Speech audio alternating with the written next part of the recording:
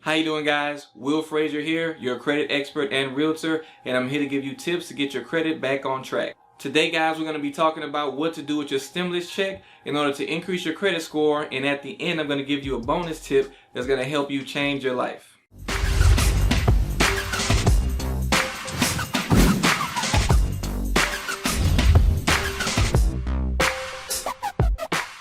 Okay guys, like I said, today I'm going to be telling you what you can do with your stimulus check in order to increase your credit score. Now, as of today, August 9th, 2020, we are still waiting on the Democrats and the Republicans to come together and come to an agreement on what they're going to do with the stimulus package. Now, I'm not here today to give you too many details on what they have been arguing back and forth about, but the most important thing is we're waiting for them to give us those stimulus checks. And if you are waiting to get your stimulus check like most other people, you probably already thought of some things that you want to do with that check.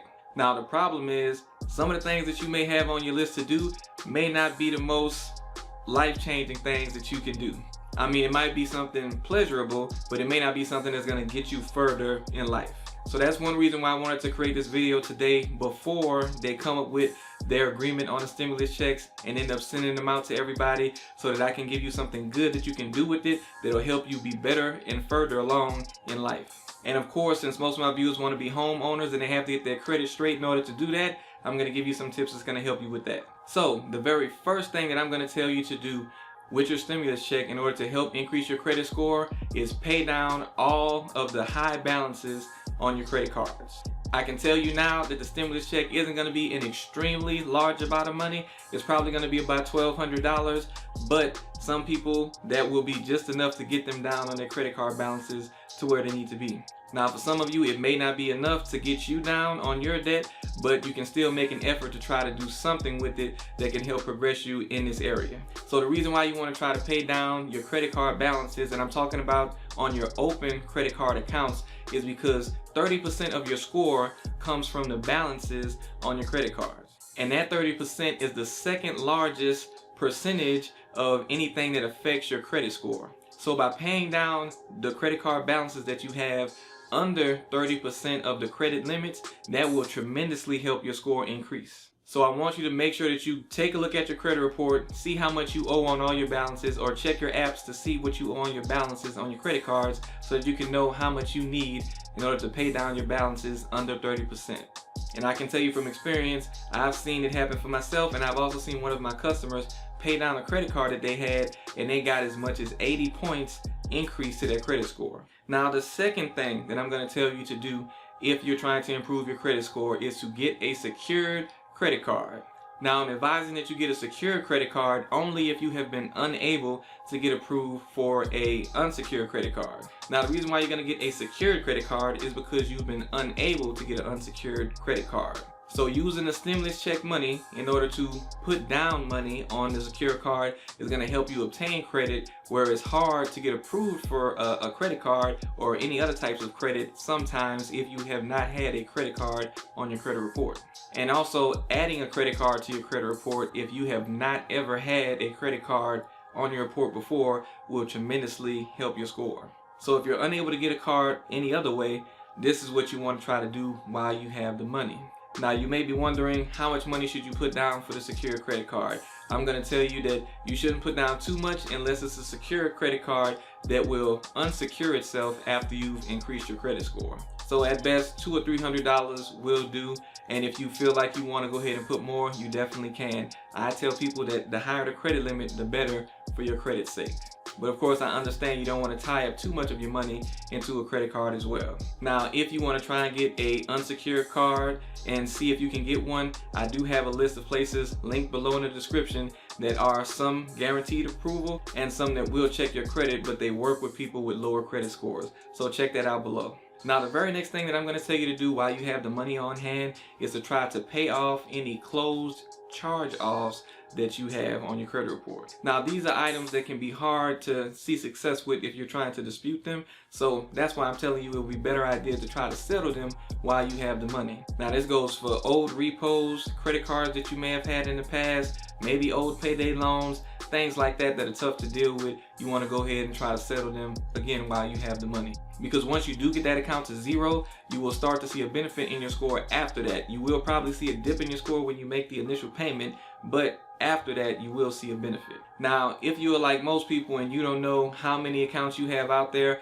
or you're really not sure what you may have out there in your name, you need to get a hold of all 3 of your credit reports so that you can try to check them. By checking all 3 credit bureaus, you can see everything that may be out there in your name. And I can guarantee you that sometimes there is stuff out there on your credit report that you have no idea about. And you need to see all 3 in order to make sure that you don't have anything lingering out there that can affect you when you're trying to go get approved for your home. Now, a lot of people try to go to Credit Karma to get their credit reports, but they don't give you all 3 credit bureaus.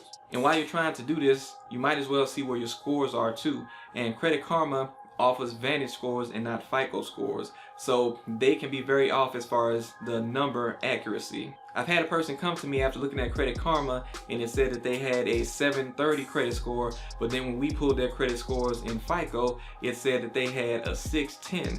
So that was a very big difference in score. Now, sometimes it's not that great, but a lot of times it is. So of course you want to have the most accurate score, and you want to see all of the information that's available to you out there. And even with the annual credit reports, you don't get the credit scores, you do get the reports, but they usually make you pay for the credit scores. And even if the annual report is still more appealing to you, in most cases I've seen that those credit reports can be extremely long, and I'm talking like maybe 50 pages for one credit bureau, and you need to look at all 3 and decipher it in order to be able to understand what you need to be working on your credit report. So one thing I do advise is what I use for my customers. It's called My Score IQ, and basically it provides FICO scores. It provides a newer version of FICO scores so you can get more accurate scores. They also give you all 3 credit bureau reports with very detailed information. Every piece of account information that's important while you're trying to look at an account is on these credit reports. And they also include the account numbers, which Credit Karma does not include.